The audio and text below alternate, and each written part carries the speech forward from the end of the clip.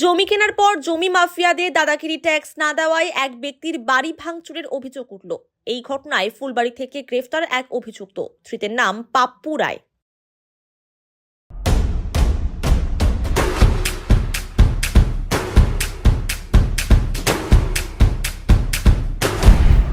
Stay tuned.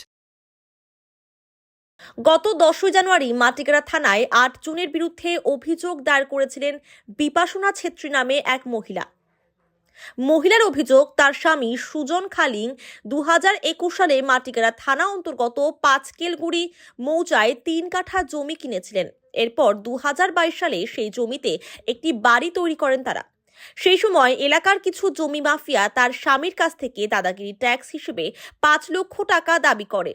সেই টাকা না দেওয়ায় চলতি বছর গত 8 জানুয়ারি পাপ্পু রায় তার কিছু সঙ্গীকে নিয়ে তাদের বাড়িতে যায় এবং টাকা দাবি করে।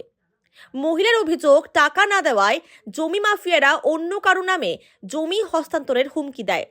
সীমানা প্রাচীরও ভেঙে ফেলে তারা। এরপরই থানায় অভিযোগ দায়ের করা হয়। সেই অভিযোগের ভিত্তিতে তদন্তে নেমে পাপ্পু রায়কে গ্রেফতার করে পুলিশ। আজ ধৃতকে শিলিগুড়ি আদালতে তোলা হলে তাকে 3 দিনের পুলিশ রিমান্ডে রাখার নির্দেশ দেন বিচারক।